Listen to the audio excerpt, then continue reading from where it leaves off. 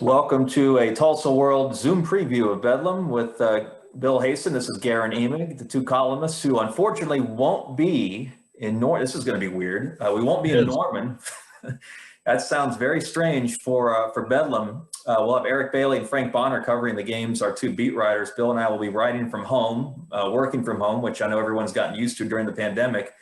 But it won't keep us from writing about the game Saturday night. And Bill, it won't keep you and I from previewing the game here on this Thursday afternoon. What is there? Is there a storyline that pops for you this week? Let's start there. Overwhelmingly, just whether Oklahoma State can block the Sooners. That's Guerin, because if they can, if they're a lot better than they were when you were in Manhattan with those guys 2 weeks ago, then we could see a classic. If not, I could see the Sooners building a substantial lead and hanging on to win by 10. Yeah. But no, if the Oklahoma State offensive line, I'm not suggesting they can like completely reinvent itself in 2 weeks' time, but you know that's a little more time to get healthier, and a little more time for Charlie Dickey to work with those guys. So the two biggest storylines on the OSU side are the O-line and whether they can finish no worse than even on turnovers. And if the answer is yes, they are a little better up front, and yes, they're no worse than even on turnovers, I think we'll see a great game. Yeah, isn't it strange that you have to worry about OSU's offensive line in this game, not just because of the nature of their health or lack thereof up there and their inconsistency, but how better Oklahoma has played defensively the last 3 or 4 games. Obviously, Ronnie Perkins' return is big, but the emergence of Isaiah Thomas, kid from Tulsa Memorial, this is a fully functional, finally, OU defense that if Oklahoma State doesn't block, is going to create problems regardless of whether Tylen's at wide receiver or Chuba's at running back or what Sanders does at quarterback. Well, I don't know where OU is defensively, but I know that OU seems to believe it's in a lot better place defensively, and I think belief is so important. And we've seen OU at its worst defensively in the last couple of years, and you know what that looks like with regard to body language, and tackling and coverage and all of it. And it just has looked a lot better. Granted, Texas Tech isn't any good, and Kansas is That's right. Just woeful, but it does look better for OU. And you're absolutely right. Perkins has energized the defense, and you know, you get those takeaways at Lubbock, and I just think that OU psychologically seems to be in a really good place defensively going into this game.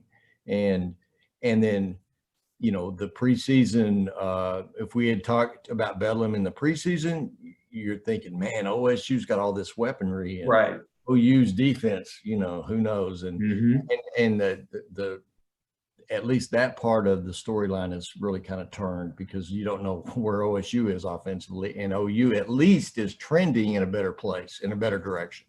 You mentioned turnovers, and for the longest time, I would have thought for sure this fell in OSU's favor. And I do know, and like you said, I was in Manhattan and watched the Cowboys take the ball late twice to seal that game, to win that game. Honestly, the fumble, the fumble that they returned, and the interception there by Sterling at the end to seal it. OU is getting, I mean, regardless of who you're playing, you want to get the ball. That's something that's Alex Grinch's MO, and they're finally doing that. It's interesting that we have two quarterbacks who have been mistake prone. In Spencer Sanders' case, it's now over 1 year. He's been a little loose with the ball. Spencer Rattler, the freshman for the Sooners, is figuring out the importance of being strong with the ball. Do you get a sense of who you trust more in terms of just protection and management on Saturday night between those two quarterbacks? I would think there would be a pronounced advantage because they're both first-time Bedlam starters. I would say there would be a pronounced advantage for Rattler if there were 83,000 people there. But there's 20-something thousand there, and there would be quite the heat with regard to the environment in Norman. But yet, I think that Rattler is from an arm talent standpoint, and maybe even up here standpoint, he's the best guy in the league. He's the best quarterback in the league. And he's got weapons from sideline to sideline. And now he's got Stevenson behind him or next to him. So if it's a game of one-on-one quarterback skills, I'm going to give the advantage to Rattler because of his arm talent. If it's a football game with 10 other guys on the field, I'm still going to give the advantage to Rattler because of those weapons, and because even though it's not a vintage beaten bow offensive line, it's gotten better. And you can't say that about the Cowboys up front. So I think the whole game hinges on whether OSU can protect for Sanders and give Brown and Hubbard, some openings to make something happen. Isn't it weird when we talk about, and you address the people around the two quarterbacks, isn't it strange that with the likes of Chuba Hubbard and Tylan Wallace, we suppose they're going to be on the field Saturday night. I mean, we'll see what happens, and we'll see how fit they are if they're on the field. But the fact that they've been bumped around so much, dating even back to last year, that again, Stevenson has looked so crisp since his return at running back for Oklahoma. And we've seen an emergence of sorts from the likes of Marvin Mims and Austin Stogner, who's more of an inside receiver than a tight end. Isn't it strange that we spend most of this year thinking, OSU's got the best running back and the best receiver in this matchup. And now, because of circumstances, that might not be so clear cut. No, that's right. No, I mean, Marvin Mims at the very least is the best freshman in the conference. But if you combine, and I don't know where Stogner is from a health standpoint, but obviously Austin Stogner is a great target or a really preferred target for Rattler, and they have a great chemistry together. But it's just the volume of weapons that OU has versus the situation at OSU where they hope Hubbard is healthy. They hope Wallace is healthy. If Wallace is healthy, he changes the game.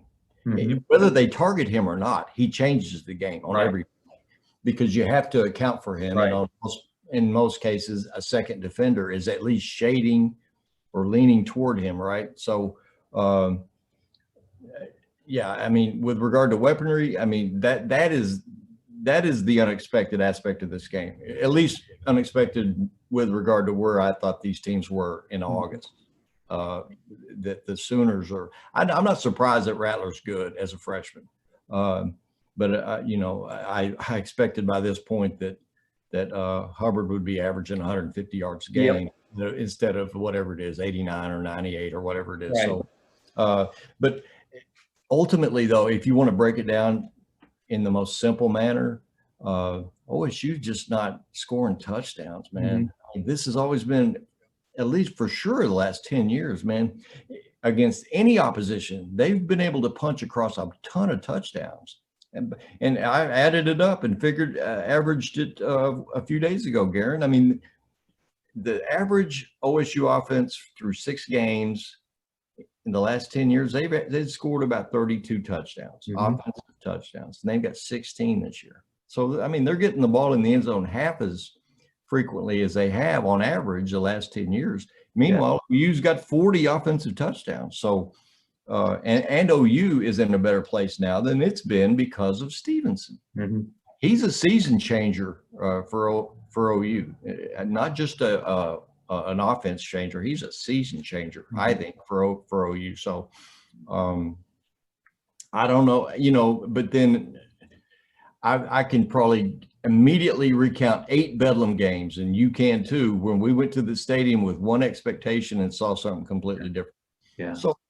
But at least going in, my pick is 34-24 OU on the basis of them being in a better way on the offensive line, and their defense, at least psychologically, is a lot healthier than it's been the last couple of years.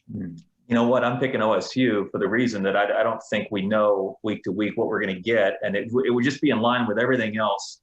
That while all the momentum and just the history and Gundy's issues in this game is on Oklahoma's side, Bill, I just go back to being that big of a believer in Jim Knowles' defense. I've seen so much from that group and so much consistency. I know the score, the Texas game looks a little odd, but you got to remember that was tilted by overtime, and Sam Ellinger, who is going to make big plays if he's given a stage. It was Ellinger's experience that sort of catapulted him over OSU's defense. I just don't think OU's going to get there. And I do worry about Rattler under duress, making some mistakes. And I worry about the perimeter guys against the underrated part of OSU's defense, and that's the back end. I mean, everyone talks about the pressure and the TFLs and the harassment they have at the line of scrimmage and in the backfield, but I see those guys cover every week. And I don't know that Mims and Weiss and Stogner, if he's healthy, can help Rattler out enough to score the points to win the game. It's not going to take a ton of points because, as you mentioned, OU's defense is going to make it hard on that offensive line. But I'm thinking that Knowles has the defense in such a solid place that they might pull them through maybe a special teams touchdown and Alex Hale kicks a heroic field goal. But I'll ride Knowles' defense to what I shouldn't say upset win, because I still think OSU's lined up is right there with the Sooners. Compared to their season, but going with the line and going with the field of the two seasons, I guess it is an upset if OSU wins the game. And so on the strength of Knowles' defense, I'll pick the upset. Well, yeah, I mean, I can't argue with any of that, especially in light of the fact that Ellinger he was clutch when they needed it most, but OSU gave them 5 turnovers, right? Teams mistakes, right? Texas had fewer than 300 total yards, right? Which is nuts. You think about it, that OSU doubled them in yardage that day, had the 7 giveaways, and it's still determined. The final outcome is determined in overtime. I mean, that game, 2013 Bedlam and Texas this year are the kind of games that Gundy's going to lose sleep over for a long time. And so, yeah, I mean, we're that close to having an unbeaten OSU in spite of itself. In that game in Bedlam this week. I mean, I can't wait. The range of possibilities on this game are infinite.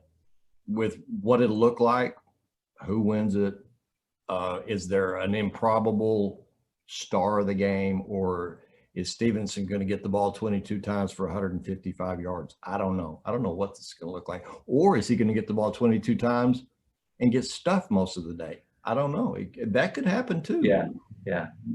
Here's one thing I'm a believer in now, is that I was told in the summer by a longtime OSU guy, I think this is the best OSU defense since Pat's mid-'80s. Mm-hmm. And I thought, wow, that's pretty strong. And I don't know that I believed it, but I do now. Yeah, I do now.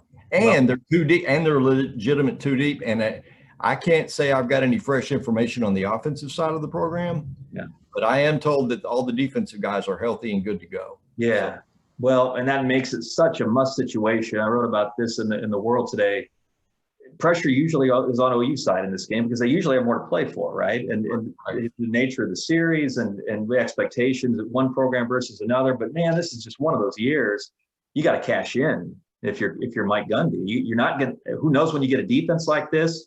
Who knows when you get a combo like Wallace and Hubbard together on the field again, even if they aren't 100%? Who knows when you're going to be the team that's in a better position in terms of a Big 12 championship in this game than the other team? You don't want to squander this, is what I'm saying. That's right. Well, I mean, Mike's 2-13 in Bedlam as the head guy. He's that close, Guerin, to being about 6-7. Yeah. Or whatever, like a game or two under 500 instead of 2-13. So, yeah. So maybe Mike, and there's been some inexplicable weirdness that hurt OSU in these games too. And maybe this time Mike gets the break. We'll see. Okay. We'll see. All right. You like the Sooners by 10, 34-24. 34-24. Yep. I think I picked the Cowboys 28-26. So we'll see. Again, it's been a strange season. I'm sure Saturday night's not going to be any different.